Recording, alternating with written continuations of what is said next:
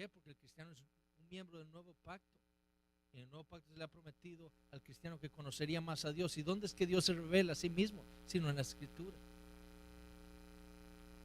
Y en la Escritura Dios le dice al cristiano cómo es que Él quiere que viva para su gloria. Entonces, por eso es tan importante para nosotros. Entonces, ¿cuáles son las implicaciones de la teología pactual como la hemos visto? ¿Cómo es que se aplica a nuestra teología esta teología de los pactos divinos? Bueno, primero, en nuestra teología bíblica. La teología bíblica no es otra cosa más que buscar la unidad de la Biblia en medio de su diversidad. Eso es de lo que habla la teología bíblica. Es decir, buscar esa unidad, esa única narrativa en la Escritura en medio de ese montón de libros y diferentes géneros que tenemos. Se trata de comprender la narrativa, ese hilo que une cada porción de la Escritura.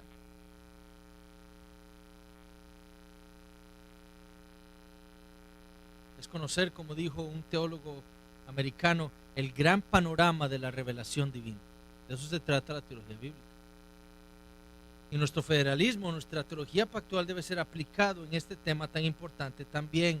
Es decir, debemos entender que la Biblia no se trata de diferentes temas, no se trata de diferentes historias, sino que la Biblia es un solo libro con una sola historia. La salvación de pecadores en Cristo Jesús para la gloria del Dios Trino. Eso trata la Biblia.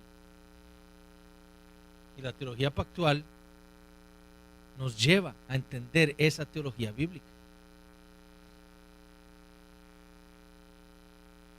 Es decir, una teología pactual hará que nosotros como cristianos y como iglesia estudiemos la Biblia, la enseñemos, la prediquemos de una manera cristocéntrica.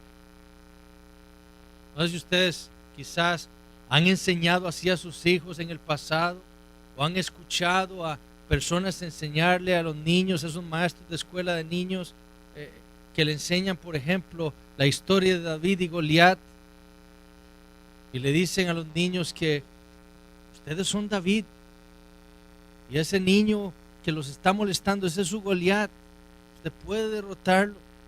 O como enseñan los predicadores de la prosperidad, ¿verdad?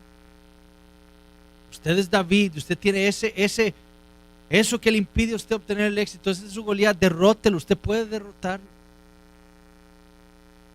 La teología pactual nos lleva a nosotros a tener una teología bíblica en donde nosotros podemos decir, la historia de David y Goliat no trata de nosotros. Trata del verdadero David que vino así menospreciado por nosotros los hombres, sin aparentar un gran guerrero, sin hermosura, para que le deseemos, como dice Isaías 53, así vino y derrotó a nuestro Goliat, el pecado, y lo ganó y lo derrotó por nosotros, para nuestro favor. ¿Entienden? Eso es lo que la teología bíblica hace. Pero eso ocurre, ¿por qué? Porque hemos entendido una teología pactual de la Biblia.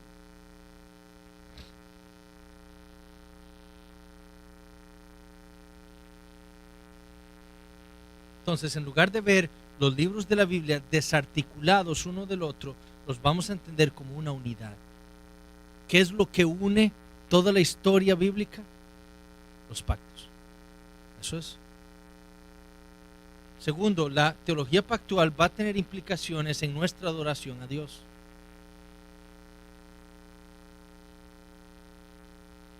Nuestra teología pactual nos debe mostrar con una mayor claridad al Dios de la Biblia. ¿Fue eso lo que nosotros vimos en estos 2 días? No conocimos mejor a Dios en todo este estudio que hicimos. Su soberanía, su sabiduría para planificar un plan como lo hizo, su omnipotencia en que nada ni Satanás pudo frustrar ese plan de Dios. su bondad para nosotros, su paciencia, su gracia y su misericordia y su justicia, a no pasar el pecado por alto. Entonces, tener una teología pactual bíblica nos lleva a nosotros a conocer mejor al Dios del pacto. A un Dios que es infinitamente santo, glorioso, justo, perfecto, omnipotente, omnisapiente, misericordioso, lleno de amor, que se ha revelado a nosotros por medio de los pactos.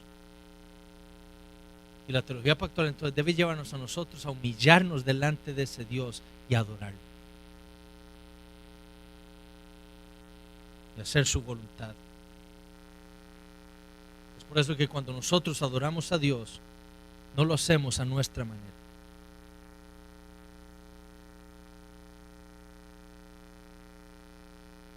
Si el Dios de la Biblia, si este Dios del pacto nos ha ordenado a nosotros, nos ha rescatado a nosotros, nos ha salvado a nosotros para su gloria, para que nosotros le adoremos a Él, entonces debemos adorarle como Dios dice que le debemos adorar.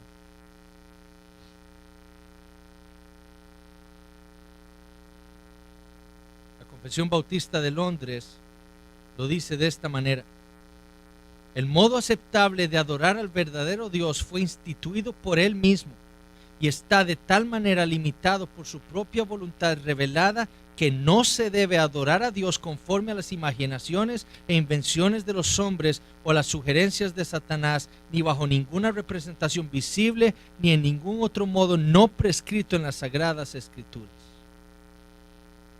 Es decir, conocer al Dios del pacto, a ese Rey soberano del universo, debe llevarnos a nosotros a adorarle a Dios conforme a Dios nos lo ha mostrado a nosotros en la Biblia.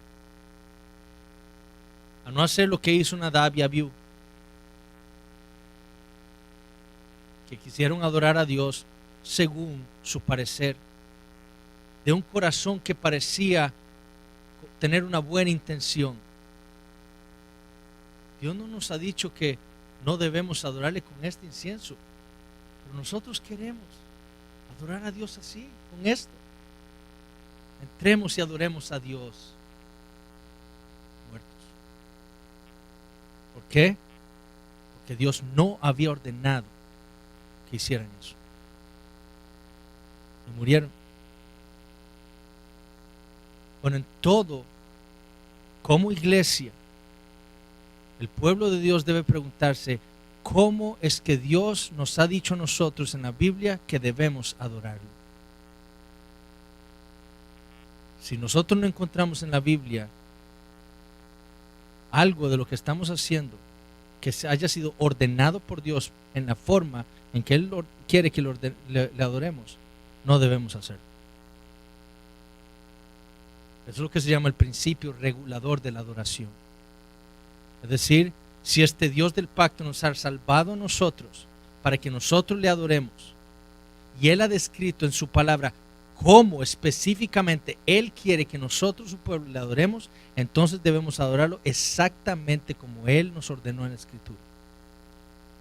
Si hacemos cualquier otra cosa que Dios no haya ordenado, estamos haciendo como Nadab y Abiú, y no vamos a ser bendecidos por Dios.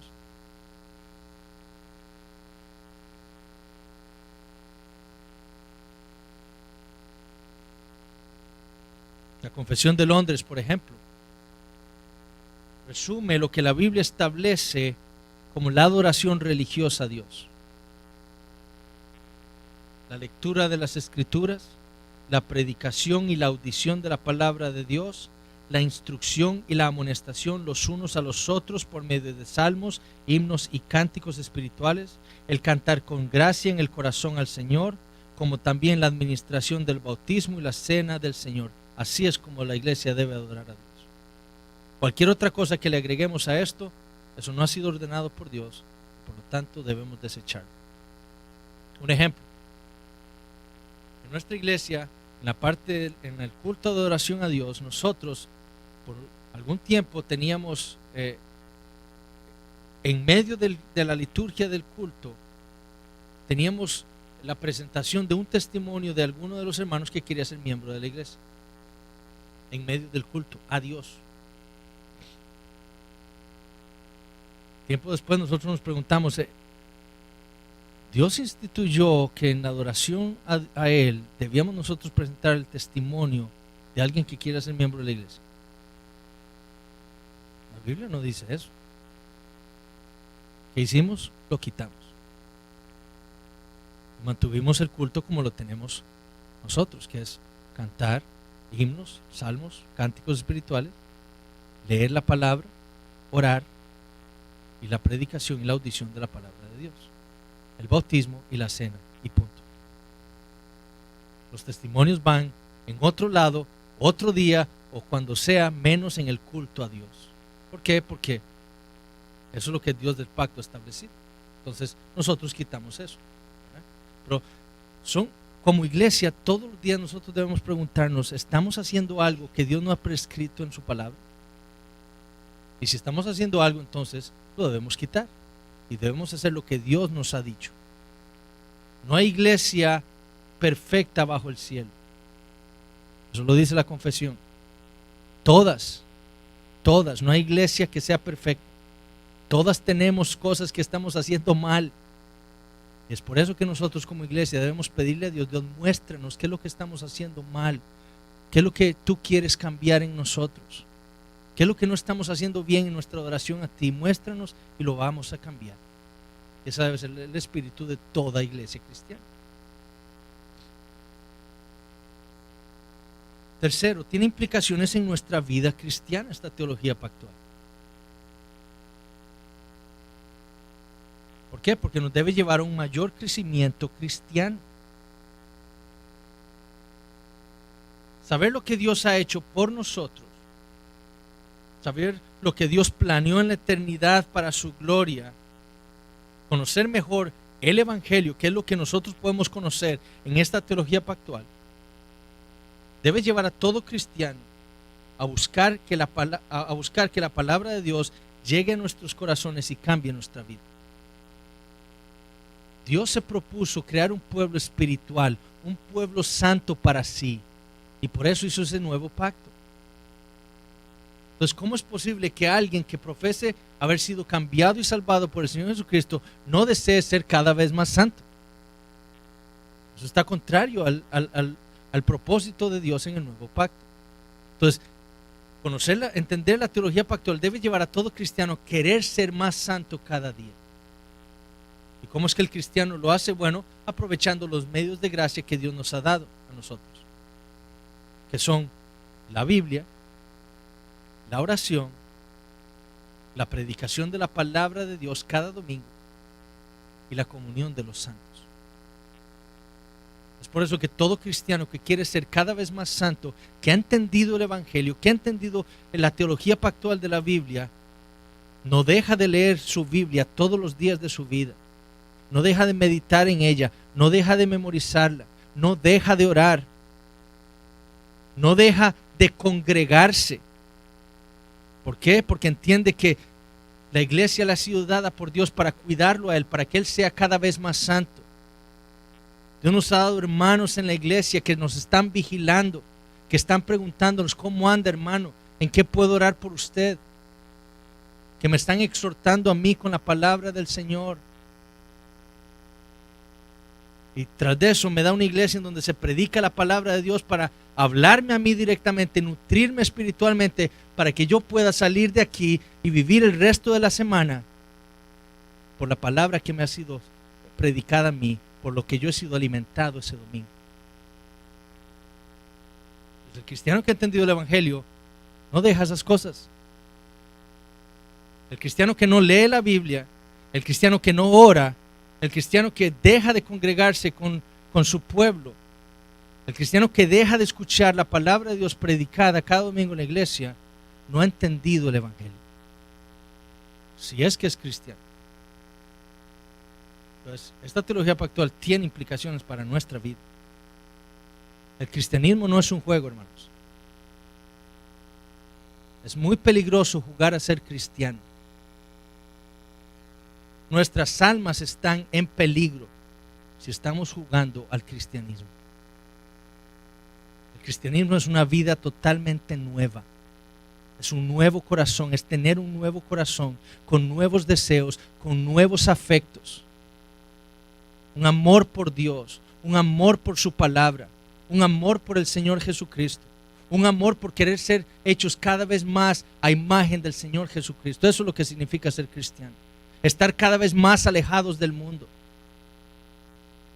Pero porque los cristianos ahora no entienden la Biblia, porque no entienden bien el Evangelio, es porque se parecen tanto al mundo. Hablan como el mundo, visten como el mundo, actúan como el mundo, porque no han entendido la Biblia, no han entendido el Evangelio. Bueno, la teología pactual nos debe llevar a nosotros, entendiendo mejor el Evangelio, a ser cristianos más santos cada día más. A eso nos debe llevar.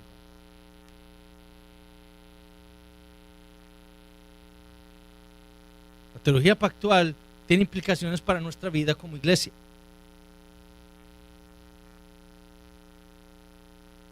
Nuestra teología pactual nos debe llevar a concluir que la iglesia de Cristo no es otra cosa que la comunidad del nuevo pacto. Eso es lo que la iglesia de Cristo es.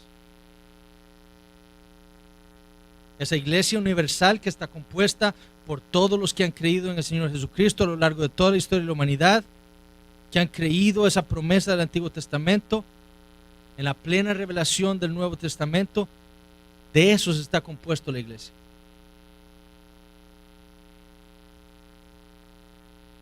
Y nuestra teología pactual nos muestra que en el plan eterno de Dios estaba la creación de la iglesia. ¿Qué leímos en el Salmo 2? Pídeme y te daré por herencia las naciones. Dios le prometió a su Hijo darle un pueblo. Y ese pueblo está representado visiblemente en la iglesia local.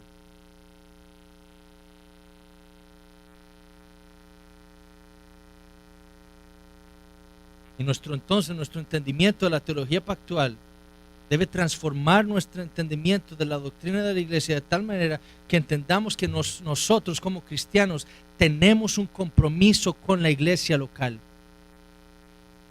El cristiano que ha entendido el Evangelio entiende que Dios lo ha rescatado a él del mundo, de sus pecados y del infierno, no para que ande como el llanero solitario ahí solo, sino para que se una a un cuerpo local, a una iglesia local compuesta de otros creyentes a los cuales Dios le ha dado dones para que se sirvan unos a otros para la edificación del cuerpo, para la gloria de Cristo. Eso es lo que entiende el cristiano. Yo siempre le digo a los hermanos, nosotros siempre damos una clase de membresía de la iglesia, y yo siempre le digo a los hermanos, ¿a dónde es que el cristiano entonces puede cumplir el mandamiento del Señor en Juan 13, 34 y 35? De amarse unos a otros, por el cual el mundo conocería que nosotros somos discípulos de Cristo. ¿Puede un cristiano entonces andar por la calle y preguntar, ¿usted es cristiano para amarlo? ¿Usted es cristiana para amarla? No, eso se hace en la iglesia local. Es ahí en donde el cristiano cumple el mandamiento de Cristo. Pero ¿cuántos cristianos no entienden la doctrina de la iglesia? Y no se comprometen con ella. La ilustración, Pablo le llamaban el teólogo, algunos teólogos le llaman el teólogo de la iglesia. Porque si hay algo de lo que Pablo habló, fue de la doctrina de la iglesia. ¿Y con qué ilustración ilustró Pablo la iglesia? Con el cuerpo humano. 1 Corintios 2, él dice que Dios puso miembros en el cuerpo diferentes, orejas, ojos, boca, dedos, manos, pies, y los puso cada uno donde él quiso, ¿cierto? Y Pablo dice en 1 Corintios 12 que ninguno de los miembros se sirve para sí mismo. Es decir, este dedo no trabaja para él mismo. Este dedo trabaja en favor de ¿quién? Del cuerpo. Cuando me pica esta oreja, ¿qué hace este dedo? Se rasca y mi cuerpo se alivia, ¿cierto? Pablo dijo que habían miembros que no eran visibles, ¿verdad? Pero que servían. Bueno, en nuestro cuerpo humano tenemos el hígado. Ustedes saben que sin hígado nosotros no podemos vivir. Tenemos células blancas. Sin las células, los glóbulos blancos, todos nosotros hubiéramos muerto de una infección. Y nosotros no lo podemos ver, pero ahí están en el cuerpo y están sirviendo ¿a quién? Al cuerpo. Bueno, la iglesia, dice Pablo, funciona exactamente como el cuerpo humano. Cada cristiano es un miembro local de la iglesia, es un miembro de la iglesia y debe usar los dones que Dios le ha dado para servirle al cuerpo. Cuando un miembro de una iglesia se ausenta del domingo, de la reunión pública de Dios, está afectando a todo el cuerpo. Ustedes saben que el dedo gordo del pie, si a mí me lo amputan, me afecta a mí el caminar, el balance. Bueno, imagínense que un miembro de la iglesia no esté aquí. Dios le ha dado dones para el beneficio de toda la iglesia. ¿Qué pasa si ese miembro no está? Bueno, la iglesia va a sufrir. Pero es que cuando falta alguno de los miembros de esta iglesia, todos ustedes, los miembros de esta iglesia, deben decir: ¿y qué pasó con tal hermano? ¿A dónde está? Porque me está haciendo daño a mí, está haciendo daño al cuerpo de Cristo. ¿Entienden? De nuevo, el cristianismo no es jugando. Debemos tener un compromiso con la iglesia local. ¿Por qué? Porque hemos entendido el evangelio.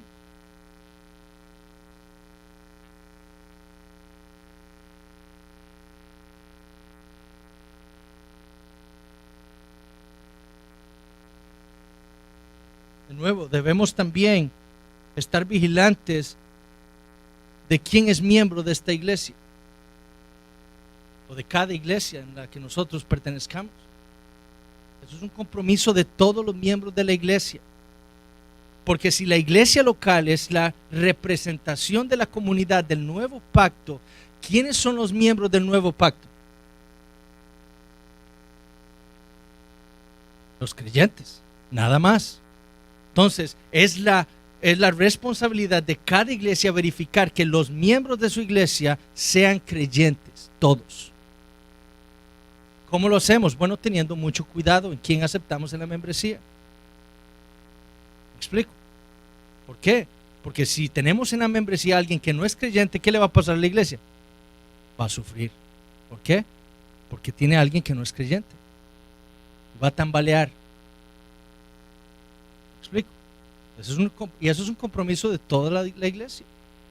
Si ustedes ven a alguien que quiere ser miembro de la iglesia, invítenlo a sus casas, hablen con él, confirmen su testimonio de salvación, vean su vida, si hay congruencia con el testimonio de fe que profesa. Los pastores tendrán una mayor responsabilidad de verificar que esa persona, el testimonio de fe, sea correcto. ¿Por qué? Porque cuando la iglesia le dice a esa persona: usted es miembro de esta iglesia, le está diciendo: usted es cristiano. No solo es peligro para su alma si no lo es, sino que también la iglesia entera va a sufrir por tener a alguien que no es un verdadero creyente. Entonces, nuestra teología pactual impacta hasta eso. ¿A quiénes vamos nosotros a recibir como miembros?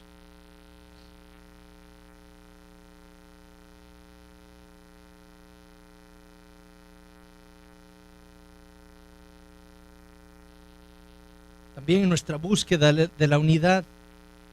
Si Cristo buscó una comunidad para que todos anden en unidad, bueno, la iglesia debe buscar la unidad siempre. La unidad doctrinal, la unidad en amor, como dice Efesios 4, la unidad en espíritu, que todos tengamos el mismo norte, la misma doctrina. ¿Para qué? Para correr más allá de lo que podemos.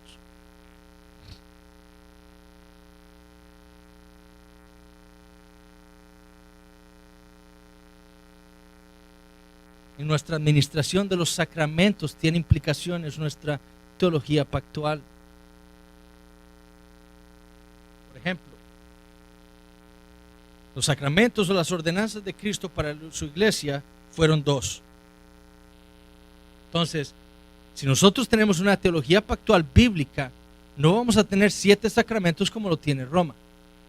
Vamos a tener 2, porque fueron 2 los sacramentos que Cristo le ordenó a su iglesia: la cena y el bautismo, nada más. Primero. Segundo, vamos a bautizar ¿a quiénes? A los creyentes, nada más. Si entendemos esa teología pactual que vimos en la Biblia, ese pacto de gracia que termina en el nuevo pacto, en donde Dios salva a su pueblo y a todos ellos les da las bendiciones de ese pacto, entonces únicamente bautizaremos creyentes, no a nuestros niños como lo hacen nuestros hermanos presbiterianos.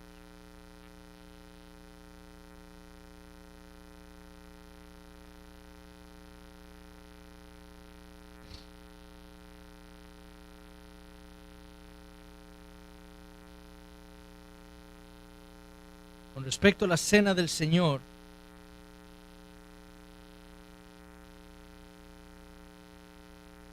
nosotros debemos entender mejor el sacramento de la cena, si tenemos una teología pactual, entendiendo que Cristo fue quien cumplió el nuevo pacto, que su cuerpo fue molido, que su sangre fue derramada para que nosotros pudiéramos gozar de las bendiciones del nuevo pacto.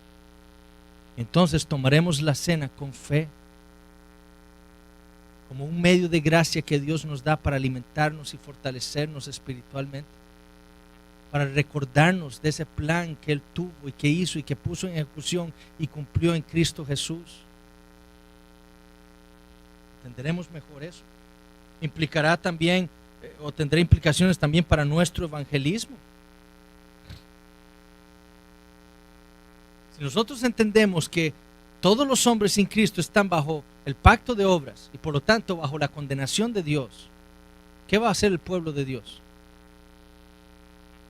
Ir y evangelizarlos, predicarles el evangelio, que es la manera en la que Dios salva a pecadores y los trae a Cristo y los trae a la comunidad del nuevo pacto y les da las bendiciones del nuevo pacto. Nos dará un amor por los perdidos.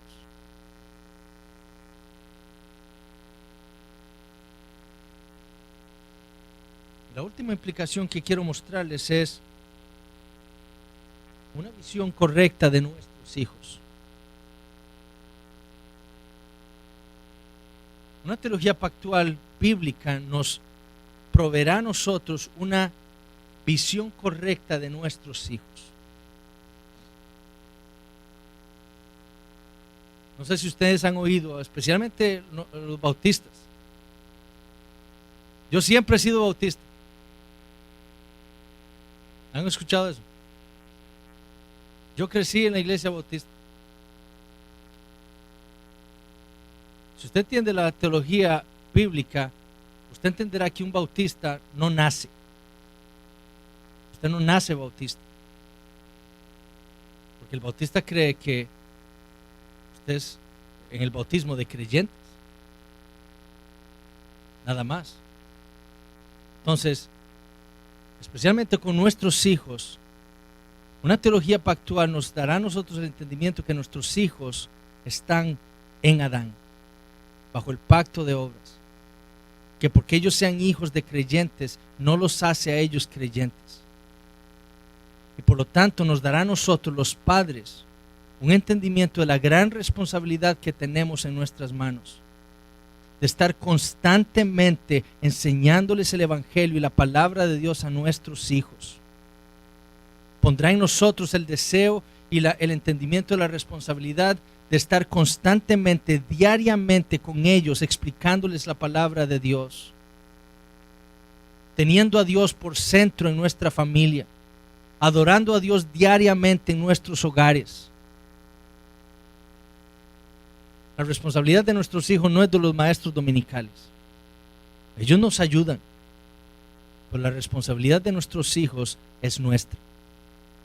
La responsabilidad que Dios ha puesto sobre nosotros para con nuestros hijos es la de enseñarles la palabra de Dios todos los días de su vida, llevándolos siempre al entendimiento de que ellos están bajo la ira de Dios por causa de sus pecados, de que si ellos van a creer y a ser salvos, ellos necesitan arrepentirse de sus pecados, creer en el Señor Jesucristo, confiar únicamente en Él, entender que solo en Él tienen salvación y orar por ellos todos los días de su vida para que el Señor use su palabra y los salve. Nosotros entendemos el Evangelio y entendemos la responsabilidad que tenemos con nuestros hijos. Eso es lo que vamos a hacer. No vamos a pasar un día sin predicarle la palabra de Dios a nuestros hijos, sin estudiarla con ellos. Los vamos a llevar a una iglesia sana. Vamos a venir y los vamos a traer a la iglesia. Les vamos a enseñar a quedarse quietitos ahí para escuchar la palabra de Dios, que es lo que ellos necesitan para ser salvos. No los vamos a llevar ahí a la vuelta, que corran y no, los vamos a enseñar a que aprendan cómo sentarse, quedititos, a escuchar la predicación de la palabra, porque eso es lo que ellos necesitan. Entonces, esa es nuestra responsabilidad y eso viene entendiendo la teología pactual. Nuestros hijos sin Cristo están condenados al infierno. Por eso es la responsabilidad de nosotros como padres, y especialmente de los varones. Y Dios nos ha dado esa responsabilidad especialmente a nosotros. Debemos instruir en nuestras casas a nuestros hijos todos los días que los tengamos con nosotros.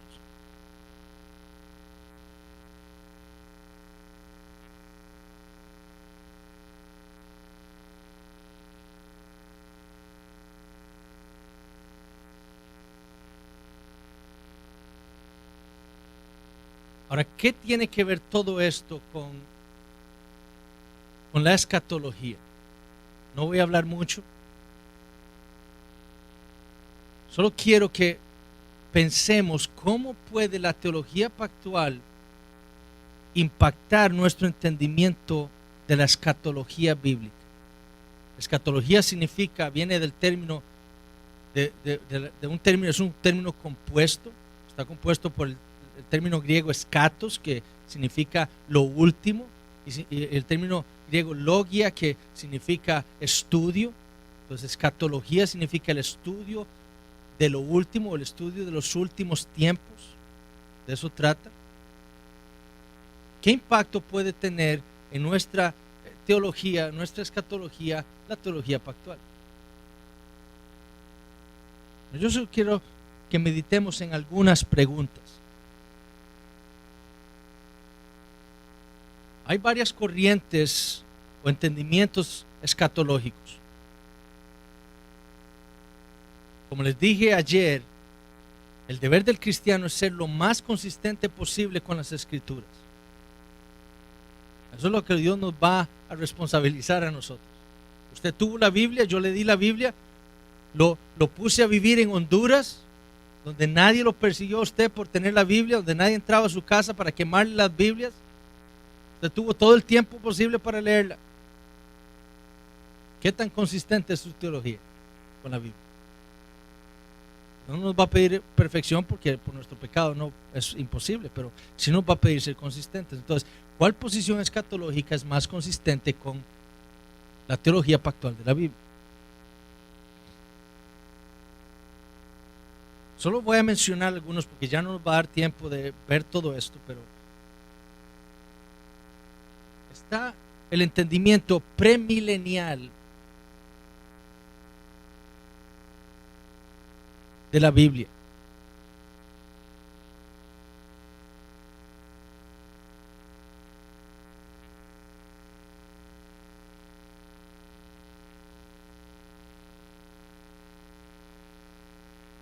Lo que el premilenialismo cree es que Cristo va a venir por segunda vez después del milenio. Eso se llama premilenial. Cristo viene después, va a haber un reino milenial y después de ese reino milenial viene Cristo. Ellos interpretan Apocalipsis 20 como un periodo literal de 1000 años.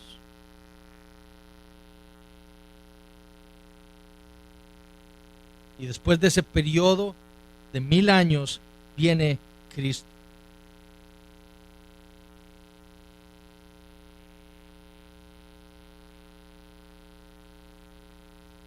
Perdón, eso estoy hablando, ese es el premilenialismo. Vamos a hablar del premilenialismo. En el premilenialismo están los premilenialistas clásicos y los dispensacionalistas. De los premilenialistas clásicos tenemos a muchos de los padres de la iglesia que fueron premileniales. Tenemos a los dispensacionalistas que surgieron hace un poco más de 200 años. Pero los premilenialistas clásicos o históricos afirman que cuando Cristo vuelva van a suceder varias cosas. Primero, se va a evangelizar las naciones, va a venir la gran tribulación, la gran apostasía, la aparición del anticristo. La iglesia va a pasar por esa gran tribulación y cuando Cristo regrese, los creyentes que han muerto van a ser resucitados. Los creyentes que estén vivos van a ser glorificados, serán reunidos con el Señor en el cielo y van a descender con Él a la tierra. Una vez en la tierra, Cristo va a destruir al anticristo. La gran mayoría de los judíos que estén vivos se van a arrepentir, van a creer en el Señor Jesucristo, van a ser salvos y Cristo va a establecer un reinado de 1000 años aquí en la tierra. 1000 años literales. Las naciones incrédulas que queden van a ser gobernadas entonces por Cristo con vara de hierro. Eso es lo que dice. Ahora, está por otro lado el dispensacionalismo. El dispensacionalismo, a diferencia del premilenialismo histórico, es muy reciente. Surgió hace 200 años. Por 1800 años la iglesia no conocía nada del dispensacionalismo.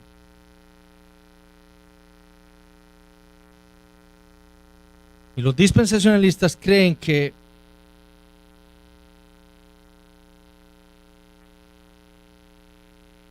la Biblia debe ser interpretada, especialmente las profecías, de manera literal. Y así es como interpretan, por ejemplo, el libro de Apocalipsis. Para ellos, por ejemplo, los primeros 3 capítulos tratan con la iglesia. Y después de eso, nada tiene que ver con la iglesia en nuestros tiempos. A partir del capítulo 4, todo tiene que ver con el final de los tiempos, justo antes de la venida del Señor Jesucristo. Ellos, lo que marca la diferencia en el dispensacionalismo de cualquier otro sistema es que ellos hacen una diferencia entre el pueblo de Israel y la iglesia. Charles Ryrie, uno de los más grandes dispensacionalistas, dijo: la esencia del dispensacionalismo entonces es la distinción entre Israel y la iglesia.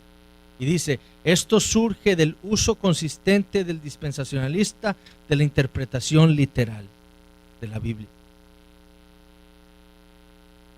Otro dispensacionalista, Louis Perry Chafer, dijo: el dispensacionalista cree que a través de los años Dios está persiguiendo 2 propósitos distintos. Uno relacionado con la tierra, con un pueblo terrenal, con objetivos terrenales involucrados, que es el judaísmo, mientras el otro está relacionado con el cielo y con un pueblo celestial, con objetivos celestiales en mente, que es el cristianismo.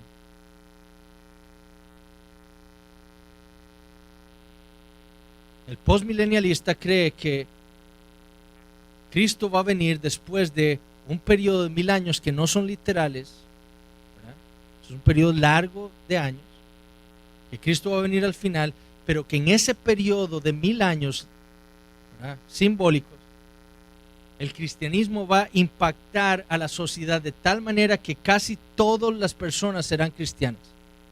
Los principios cristianos dominarán en la tierra. O sea, lo que el postmilenialista cree es que vamos a ir de mal a mejor. Entonces la pregunta es, ¿eso es lo que enseña la Escritura? Está la otra postura, que es el amilenialismo, que no significa que no se crea en un milenio, sino que ellos, los amilenialistas, creemos que el milenio de Apocalipsis 20 es totalmente simbólico, es un periodo simbólico de años, y es el periodo entre la primera y la segunda venida de Cristo. Después de que se cumplan esos 1000 años simbólicos, Cristo va a venir a hacer el juicio de las naciones y después enviar a los injustos al infierno y a su pueblo a glorificarlo y a traerlo nuevamente a una tierra nueva. Entonces, si nosotros entendemos la teología pactual, podríamos nosotros sostener el premilenialismo, que aún hay promesas de Dios para Israel, un milenio aquí en la tierra, que van a haber incrédulos cuando Cristo venga. Podemos sostener el dispensacionalismo que dice que Dios tiene un propósito para dos pueblos, dos propósitos distintos, uno terrenal y uno espiritual. O la teología pactual más bien nos dice a nosotros que Dios siempre tuvo un plan y que Dios cumplió ese plan mostrándole primero a Israel en tipos y sombras sobre una tierra aquí en este mundo, pero que esa tierra simbolizaba la tierra celestial, que Israel simbolizaba un pueblo realmente espiritual de Dios, el verdadero Israel, la iglesia, como dice Gálatas capítulo 6. Si nosotros mantenemos una teología bíblica pactual, nosotros podemos ver que Dios no tiene dos planes para dos pueblos. Él tiene un solo pueblo. Y fue ese pueblo el que el Padre escogió, fue ese mismo pueblo el que le entregó en sus manos, fue ese mismo pueblo por el que el Hijo murió, y fue a ese pueblo el que el Espíritu Santo vino a llamar. Nada más. Entonces, si nosotros tenemos una teología pactual bíblica, no podremos decir que el dispensacionalismo es bíblico. Tampoco el premilenialismo histórico. Nosotros debemos creer que Dios tiene un pueblo y que a ese pueblo envió al Señor Jesucristo para salvar y que un día vendrá para rescatarlo finalmente en la glorificación.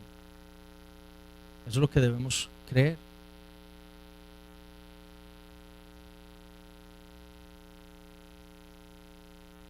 Entonces, nuestro federalismo debe entonces impactar toda nuestra visión de las Escrituras. Como les dije, nuestra responsabilidad es tener una teología lo más consistente con las Escrituras.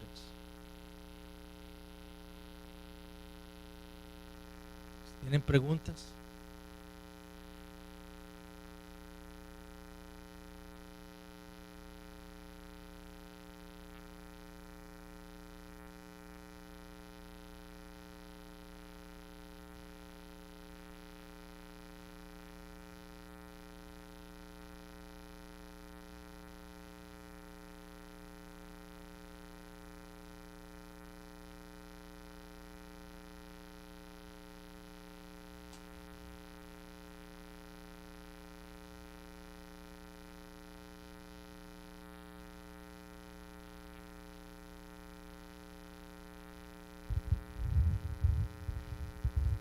¿Preguntas, hermanos? ¿Alguien tiene preguntas?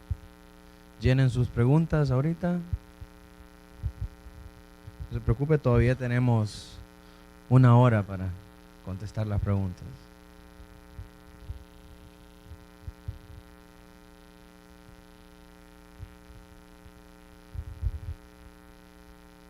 ¿Preguntas? Bien, tenemos 2 preguntas acá, en lo que los hermanos se deciden si van a preguntar. Dice, hay algunos que creen que el hombre puede pactar con Dios para recibir bendiciones. ¿Es legal? ¿Puede hacer el hombre un pacto con Dios? Si no es así, ¿cómo se puede ayudar a aquellos que piensan de esa forma? Que lo que vimos en la Biblia es que los pactos que Dios hace son hechos, como dijimos, soberanamente por Dios, nada más. La única manera, los únicos pactos que vemos en las Escrituras bíblicos son aquellos que Dios hace con el hombre, nada más. Esa manera de enseñar o de creer que uno puede pactar con Dios y por ejemplo hacerle un juramento a Dios para que si yo cumplo eso Dios entonces me bendiga, es totalmente antibíblico. Eso es obviamente típico de los predicadores de la prosperidad y ese tipo de iglesias, ¿verdad? Donde yo le prometo a Dios, yo voy a dar este montón de lempiras y entonces Dios me va a dar X cosa. Yo pacto con Dios que voy a ayunar 3 días seguidos para que me dé lo que yo quiero, ¿verdad? Etcétera. Eso es totalmente antibíblico. Romanos capítulo 8 dice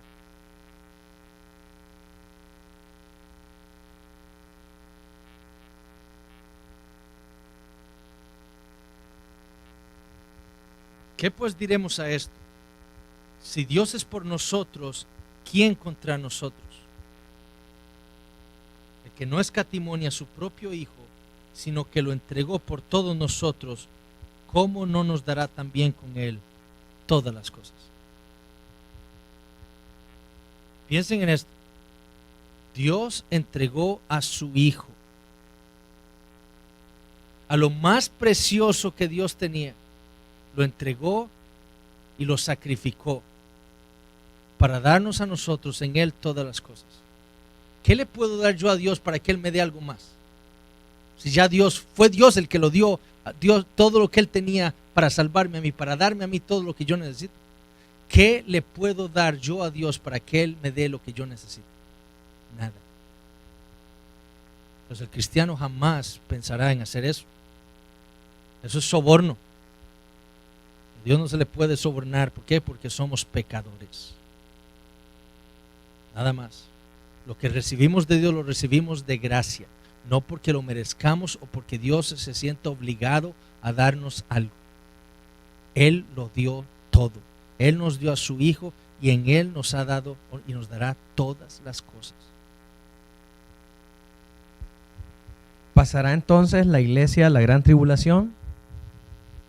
Desde mi perspectiva, yo soy amilenialista.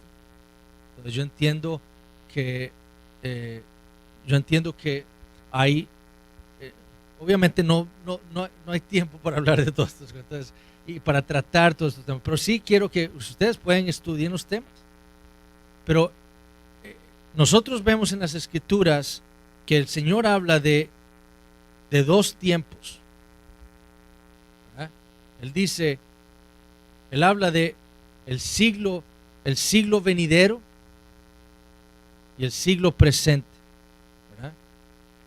El siglo venidero es la eternidad. El siglo presente es el ya. ¿Cuándo ocurre la eternidad? Después del que el Señor Jesucristo venga. En la Biblia no leemos de un periodo de tiempo intermedio. ¿Verdad? Entendemos de dos tiempos, el tiempo presente y el siglo venidero, nada más. Y Jesucristo dice que con la primera venida ya estamos en los últimos días. ¿Verdad? Entonces, los últimos días ocurren desde la primera venida de Cristo hasta su segunda venida, porque no hay otro. Entonces, desde mi entendimiento de las Escrituras, yo entiendo que desde la primera venida de Cristo hasta la segunda venida de Cristo, esos son los 1000 años de Apocalipsis 20. Recuerden que Apocalipsis 20 debe ser interpretado no literal, porque Apocalipsis es una revelación, es una profecía y por lo tanto no debemos interpretarla literalmente, como les dije ayer. Entonces, ¿qué? Pensamos que hay un monstruo de 7 cabezas con 7 coronas. O sea, vamos a ver langostas gigantes. ¿Verdad? No. Sabemos, el libro de Apocalipsis debe interpretar simbólicamente. Entonces, ¿por qué los 1000 años tienen que ser simbólicos? ¿Por qué todos los números, si es un libro simbólico, todos los números son simbólicos?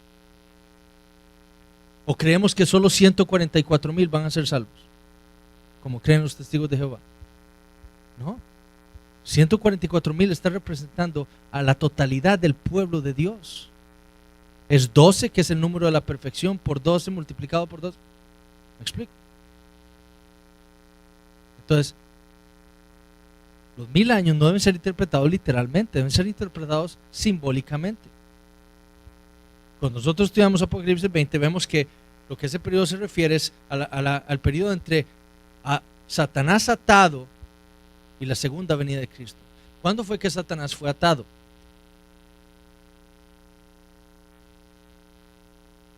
¿Alguien? ¿Cuándo? ¿No?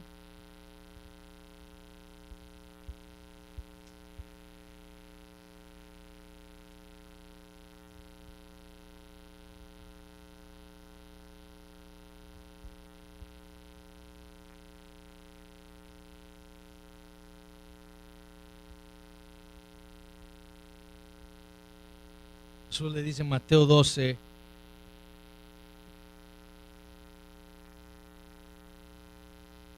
dice,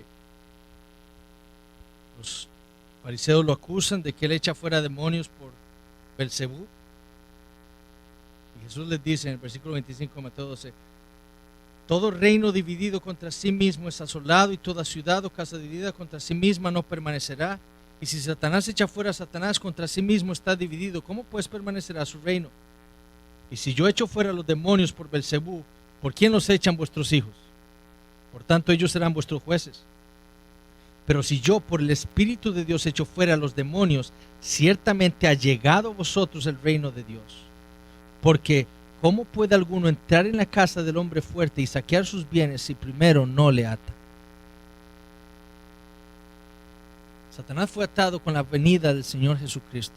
Y fue en la primera venida que entonces, con Satanás atado, ahora el Evangelio puede correr a las naciones. Satanás ya no puede engañarlas, y ahora Jesús puede entonces rescatar a su pueblo, saquear su casa. ¿Cuándo ocurrió esa atadura de Satanás? Durante la primera venida del Señor Jesucristo. Entonces no va a ocurrir en un futuro, antes de esos 1000 años. Ya ocurrió. Y por eso es que el Evangelio está corriendo por las naciones, y Dios está salvando a su pueblo. Está saqueando la casa de Satanás. ¿Me explico? Entonces,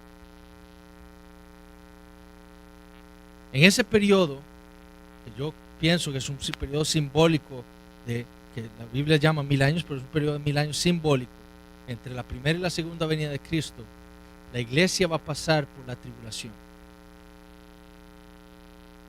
Va a ser un periodo en donde la iglesia va a sufrir la persecución. Muy cerca de la segunda venida de Cristo, la iglesia va a ser terriblemente asolada, pero después vendrá el Señor Jesucristo. Entonces yo creo que la manera correcta de entender, por ejemplo, el libro de Apocalipsis es así: la iglesia va a pasar esa tribulación, y al final va a venir el Señor Jesucristo. Amén. Las ofrendas son parte del culto de adoración. ¿En qué parte de la liturgia debe ir? Okay. Obviamente las ofrendas son parte de la adoración a Dios, porque eso es lo que entendemos en el Nuevo Testamento, ¿verdad? Pablo, cuando le dice a las iglesias que recojan las ofrendas, él les dice que lo hagan cuando, el día que se reúnen, el domingo. Entonces, las ofrendas son parte de nuestra adoración a Dios. ¿En qué punto de la liturgia se hacen? No sabemos. Explico, pueden ser al principio, pueden ser al final. En nuestra iglesia, ustedes saben que en nuestros países el evangelio de la prosperidad es sumamente, es nefasto, ¿verdad? Y cuando las personas, los incrédulos, escuchan que somos cristianos, piensan que somos de ese tipo de iglesias, ¿verdad? Que piensan que somos de esas iglesias que solo piden plata y que el pastor es millonario, ¿verdad? Eso es lo que piensan. Eso es lo que piensa la gran mayoría de las iglesias cristianas, porque eso es lo que abunda en nuestros países. En nuestra iglesia lo que nosotros hicimos fue, nosotros no pasamos recogiendo ofrendas. O sea, nosotros lo que hacemos es que pusimos unas urnas en la iglesia e instruimos a la iglesia a esto. Las ofrendas son parte suya de su adoración a Dios. Entonces, como usted se está acercando el domingo, debe traer sus ofrendas a Dios, pero es su responsabilidad para que la gente no se sienta coaccionada a dar. Nosotros dejamos de pasar con las ofrendas. La otra razón por la cual pasamos de recoger, dejamos de pasar recogiendo, es por si hay incrédulos ahí, que ellos no sientan que estamos haciendo lo mismo que hacen esas otras iglesias.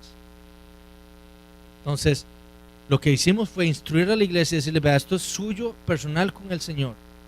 Ahí están las arcas. Nosotros no vamos a presionar a nadie para que dé sus ofrendas. Eso es entre usted y el Señor. Y el Señor le tomará a usted en cuenta si usted realmente no está dándole a Él lo que usted debe estar comprometido con Él. Entonces es cosa suya, ¿verdad?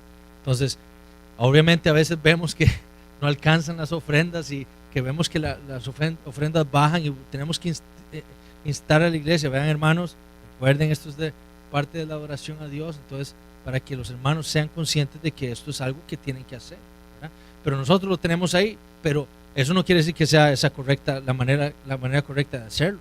O sea, se puede recoger, pero sí debe ser algo parte del culto a Dios en cualquier momento. Nosotros, por ejemplo, tenemos después de la oración inicial, cantamos un himno y después recogemos las ofrendas o oramos por las ofrendas, ¿verdad? Pero puede ser en cualquier momento del culto, pero entendiendo que son parte de nuestra adoración a Dios, ¿verdad? Un hermano quiere saber si los anuncios son parte también del culto y en qué momento de la liturgia deberían ir. Okay. Los anuncios son cosas extra del culto a Dios, ¿verdad? O sea, que hermanos, hay que arreglar eso el sábado, por favor, ¿quiénes van a venir? Eso no es parte del culto a Dios. Dios no ha ordenado eso, ¿me explico? Entonces, esas cosas deben ir fuera del culto. Entonces, ¿cuándo empieza el culto? ¿Cuándo es que empieza el culto? Bueno, cuando el que está dirigiendo el culto, la liturgia, se para y hace la oración de invocación. Y él invoca el nombre del Señor Jesucristo. Y ahí inicia el culto. Y a partir de ese momento debe haber una reverencia en la iglesia. Porque en ese momento Dios está siendo adorado por su pueblo. Entonces, antes o después del culto se hacen los anuncios, ¿verdad? Pero sí, por ejemplo, nosotros en nuestra iglesia es algo que sí queda muy resaltado. Es decir, nosotros llegamos al principio, nosotros damos los anuncios al principio. Entonces, bueno, hermanos, vamos a dar primero unos anuncios, ya los damos y ahora sí, hermanos, vamos a orar.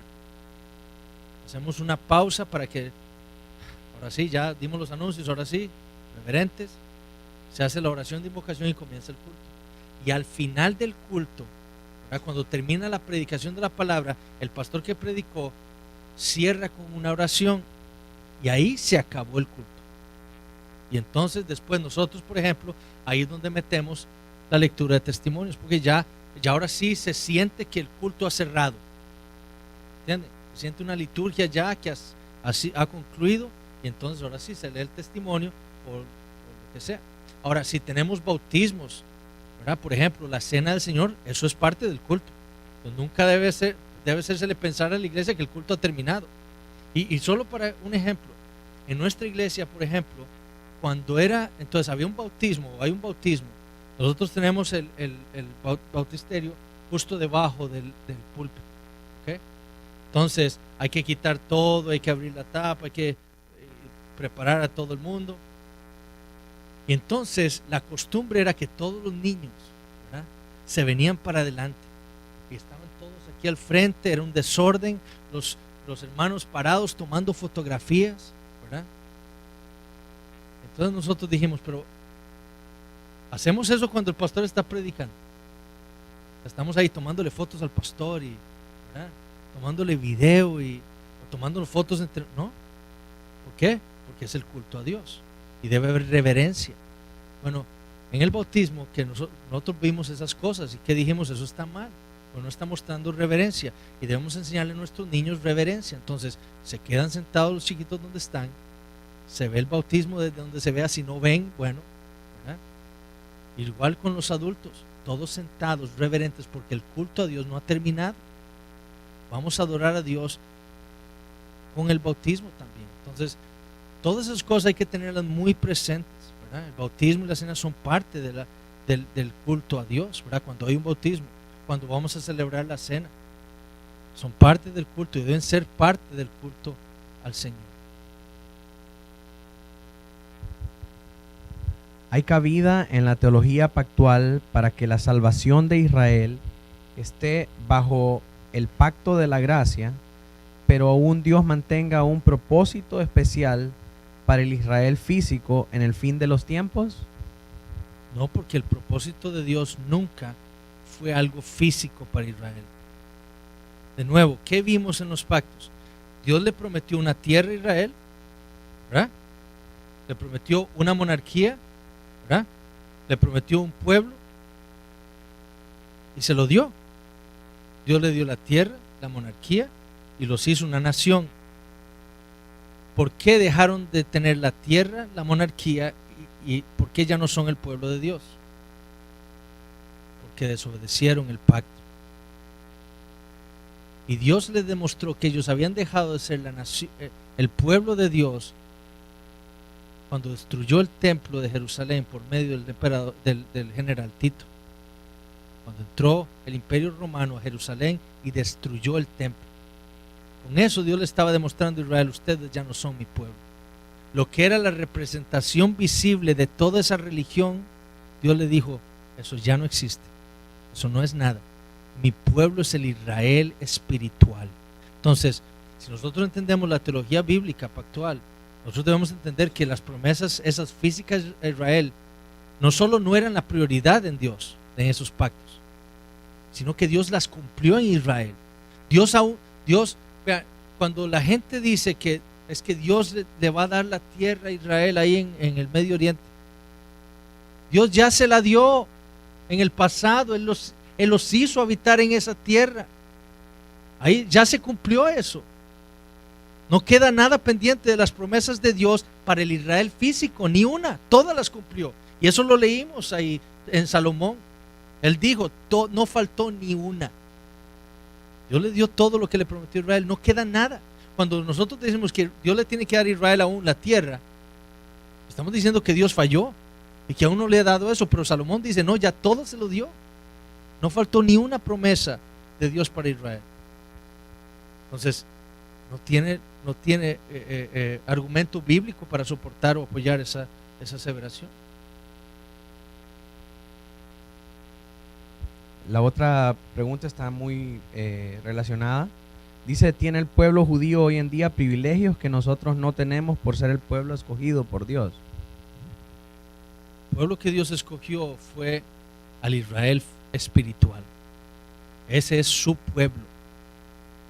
El Israel físico sirvió nada más ¿para qué? Para traer al Mesías. Pero el verdadero pueblo de Dios fue el que escogió en la eternidad. En la eternidad. ¿Era Adán judío? ¿Noé? ¿Noé? ¿No? ¿Set? ¿No? ¿Y fue Adán salvo? ¿Sí? ¿Fue Set salvo?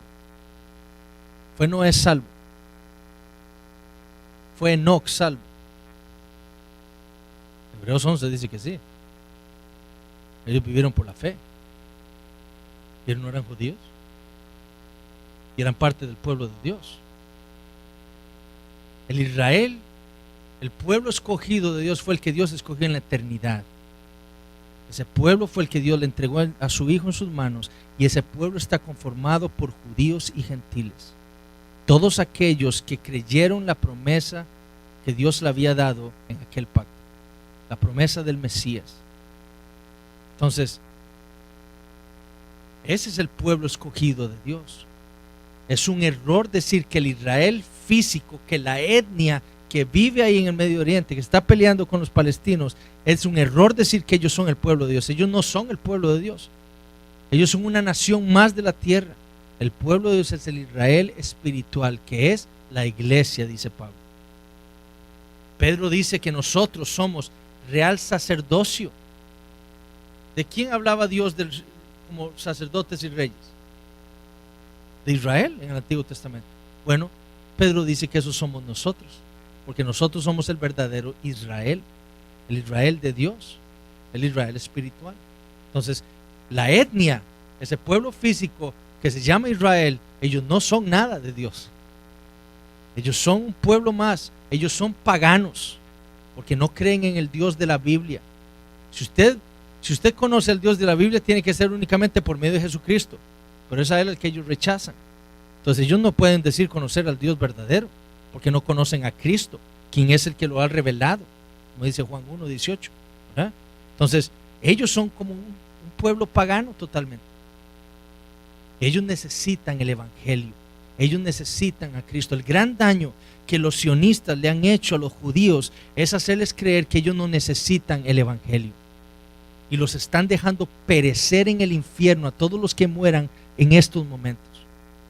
Nuestro deber es entender que esos israelitas, esos judíos necesitan a Cristo y por lo tanto es nuestra responsabilidad como cristianos de ir a ellos y predicarles el evangelio, porque sin ese evangelio ellos están condenados al infierno, porque ellos no son el pueblo de Dios. Ellos dejaron de ser el pueblo de Dios cuando quebrantaron el pacto de obra, el pacto mosaico. ¿Entendemos eso? El pueblo de Dios, el pueblo escogido es la iglesia. ¿No dice Pablo eso en Efesios capítulo 1? ¿Qué dice Pablo de la iglesia?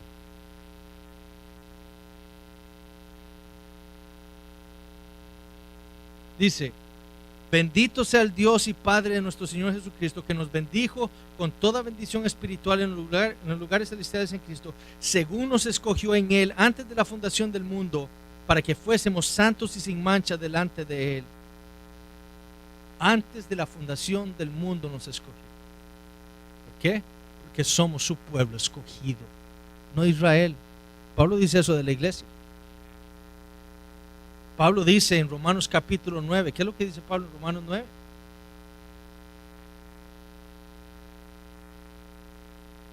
Hablando de los judíos, él está en una tristeza tremenda por causa de los judíos, sus hermanos, que no están creyendo el evangelio, que no están creyendo el Mesías, que les había sido prometido a ellos como pueblo. Y Pablo está en una gran tristeza y él dice, vean lo que dice en versículo 3, porque deseara yo mismo ser anatema, separado de Cristo por amor a mis hermanos, los que son mis parientes según la carne. Pablo está diciendo, quisiera yo poder ser maldito, separado de Cristo, pero que mis hermanos estuvieran en Cristo y creyeran el evangelio. Imagínense lo que Pablo está diciendo ahí, que son israelitas, de los cuales son la adopción, la gloria, el pacto, la promulgación de la ley, el culto y las promesas, de quienes son los patriarcas, de los cuales según la carne vino Cristo, el cual es Dios sobre todas las cosas, bendito por los siglos, amén. Y vean lo que le dice: no que la palabra de Dios haya fallado. Estos judíos, estos israelitas no están creyendo, no porque la palabra de Dios haya fallado cuando Dios dijo que iba a salvar a Israel. No es por eso que no están creyendo, porque Dios ha fallado al decir que Él iba a rescatar y salvar a su pueblo Israel. ¿Por qué? Porque no todos los que descienden de Israel son israelitas. Ni por ser descendientes de Abraham son todos hijos, sino en Isaac te será llamada descendencia. Esto es, no los que son hijos según la carne son los hijos de Dios, sino los que son hijos según la promesa son contados como descendientes. Israel no es el pueblo de Dios, es el Israel físico. Ellos no son los hijos de Dios. Los hijos de Dios, los descendientes de Abraham, son los que tienen la fe de Abraham, los creyentes. Esos son el pueblo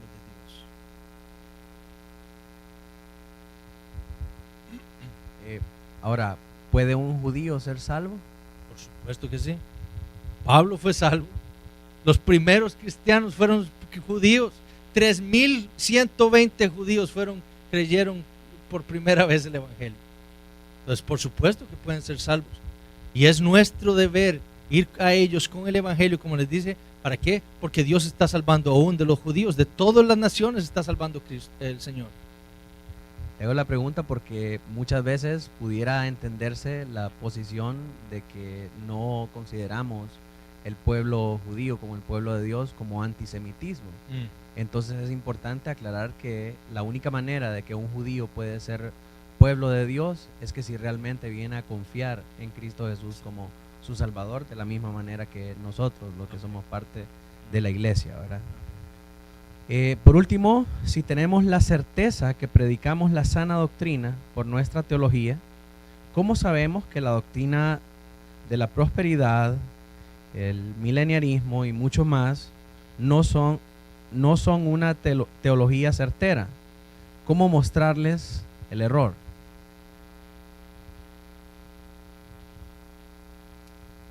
Pablo le habla a los Gálatas, y lo que Pablo le dice a los Gálatas es que ellos han creído otro evangelio. Pablo le dice en Gálatas capítulo 1, les dice: estoy maravillado de que tan pronto os hayáis alejado del que os llamó por la gracia de Cristo para seguir un evangelio diferente. El evangelio de la prosperidad es otro evangelio. ¿Ok? ¿Por qué es otro evangelio? Porque lo que el evangelio de la prosperidad dice es que Cristo vino al mundo y murió para salvarnos a nosotros de nuestras miserias, de nuestra pobreza, del cáncer, de no tener trabajo, de no tener una casota, de no tener un carro lujoso. Y entonces, si usted cree en Jesucristo, usted va a obtener esa casa, ese carro, ese trabajo, esa cantidad de dinero, la salud. Eso es otro evangelio totalmente. Porque el evangelio bíblico dice que Cristo vino al mundo para rescatarnos del pecado. Ese es nuestro mayor problema. Nosotros podemos morir pobres, pero si morimos con Cristo, lo tenemos todo. Nosotros podemos morir con cáncer, pero si morimos en Cristo, un día tendremos un cuerpo glorificado. Nosotros podemos morir pobres, pero si morimos en Cristo, Efesios capítulo 2 nos dice que Dios nos ha bendecido con toda bendición espiritual. Él ha abierto las ventanas, las puertas del cielo, y ha derramado toda la riqueza sobre nosotros, su pueblo. ¿Qué más necesitamos? Entonces el evangelio de la prosperidad es un falso evangelio y es un evangelio sumamente peligroso. Sumamente peligroso. ¿Por qué? Porque no le predica al pecador su necesidad de arrepentirse y de creer en el Señor Jesucristo para salvación. Tienen a Dios como un viejito, como un Santa Claus ahí en el cielo que está puesto ahí nada más para darle lo que ellos quieren. ¿Entienden? Pero nada más. Entonces, el evangelio de la prosperidad es un falso evangelio. Ahora, ¿cómo podemos mostrarles nosotros esa realidad? Bueno, mostrándoles el evangelio de la Biblia. Si nosotros vamos a esos hermanos, si es que son hermanos, ¿verdad?, a esas personas que creen ese evangelio, ¿verdad?, que van a esas iglesias y van con dinero, voy a ir porque necesito ese carro, voy a ir a darle a Dios. O sea, yo conozco personas que han dado sus relojes y todo en esas iglesias. Que el pastor que les dice que Dios les va a dar más de lo que ellos dan. Pues dan lo que tienen, carros y lotes y todo. Entonces es ir a esas personas y decirle: usted está creyendo un falso evangelio. Ese no es el evangelio bíblico. Cristo no vino para darle a usted esas cosas materiales. Porque vean, el ejemplo que usan es Abraham. Abraham fue rico, ¿cierto? Y Abraham fue rico, extremadamente rico. Y entonces dicen que nosotros los creyentes podemos ser como Abraham, ¿verdad?, si tan solo creemos en el Señor Jesucristo. Pero Abraham nunca confió en esas bendiciones materiales que tenía, porque para Abraham las cosas materiales de este mundo eran basura. Lo que Abraham esperaba era lo celestial, eso era lo importante. Pero dígale usted a una de esas personas que, o sea, si usted es pobre no importa, pero si usted tiene a Cristo lo tiene todo. Dígale a esa persona eso. ¿Por qué? Porque su entendimiento es el ahora, ¿verdad? Ese libro de Joel Osteen, ¿verdad?, su mejor vida, ¿dónde? ¿Cuándo? Ahora. Es un evangelio falso. La mejor vida del cristiano es en la vida eterna, no ahora. Ahora sufrimos, ¿verdad?, dijo Cristo, Juan capítulo 15, cuando estamos siendo perseguidos por causa de su nombre, ¿verdad?, odiados por el mundo. Ese es este tiempo para el cristiano. Es un tiempo de aflicción, no solo del mundo que nos ataca, pero también dentro de nosotros mismos hay pecado por el cual nosotros somos afligidos. ¿Cuándo, Dios? ¿Qué dijo Pablo en Romanos 7? Oh, miserable de mí, ¿verdad? ¿Cuándo Dios quitará este cuerpo de muerte? Pues esa es la vida del cristiano ahora. Es una vida de aflicción, de tribulación, de angustia. Pero la vida del cristiano, la mejor vida del cristiano viene cuando Cristo vuelva. ¿Verdad? Y eso es lo que el Evangelio nos muestra. Entonces, esas son las cosas que debemos decirle a esas personas. Usted está creyendo un falso Evangelio. Dígame dónde Cristo prometió que si usted creía en Él, Él lo iba a sanar. Más, ¿cuántas veces en los Evangelios no leemos que llegan las multitudes a Jesús para que los sane? Marcos capítulo 2. Y el Señor termina de hacer un montón de milagros, está cansado, se aparta para orar, llegan los discípulos y le dicen, pero ¿qué estás haciendo aquí? Hay un montón de gente allá afuera esperando que los sanes. Y Jesús dice, vamos para allá, porque ya tengo que ir a predicar el Evangelio. Y los dejó ahí, en sus enfermedades, con sus falencias. ¿Por qué? Porque la prioridad de Cristo no era sanar lo físico, sino lo espiritual, que era el pecado. Entonces eso es lo que ese evangelio de la prosperidad falla, y por eso es tan peligroso.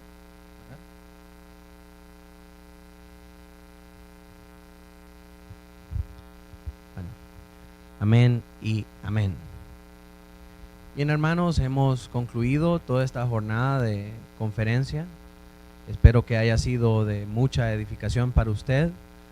Sé que nos deja con muchas preguntas, nos deja con mucho material de análisis. Es imposible, hermanos, digerir toda esta información en 2 días. Esto por lo menos es el contenido para un mes de clase, ¿verdad? Entonces nuestra tarea como iglesia es ir, repasar, leer. Tiene una lista ahí de bibliografías donde usted puede buscar más información. El pastor Eduardo tiene un libro muy interesante acerca de la teología federal. Algunos de los hermanos que se han acercado a mí ya han leído ese material y pueden saber que es muy edificativo.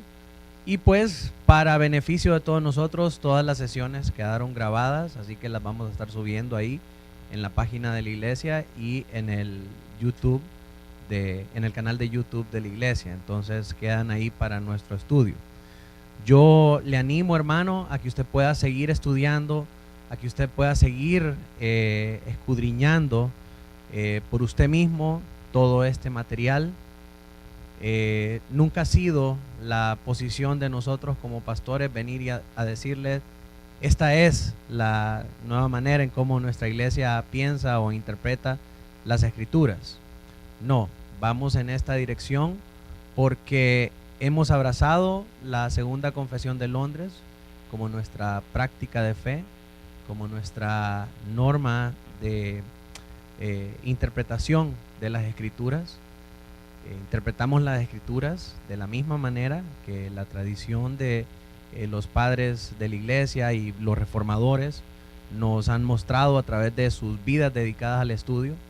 Y entonces queremos, en nuestra búsqueda de Dios, ser lo más bíblicos posibles, en la manera en cómo comunicamos el Evangelio, en la manera en cómo vivimos el Evangelio, en la manera en cómo celebramos un culto a Dios. Queremos que todo lo que nosotros hagamos sea bíblico, que nuestro culto sea bíblico, que nuestra vida sea bíblica, que nuestra familia sea bíblica. ¿Por qué razón? Porque si todo lo que nosotros hacemos es bíblico, quien se lleva la gloria, hermanos, es Dios. No el ministerio, no el pastor, no ninguno de nosotros, sino que Dios. Nosotros queremos manifestar la gloria de Dios.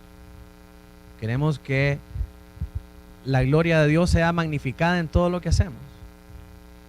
Y la única manera que podemos hacer eso es que nosotros tengamos un entendimiento claro del Evangelio y que podamos aplicar el Evangelio a nuestras vidas para poder hacerlo de la mejor manera.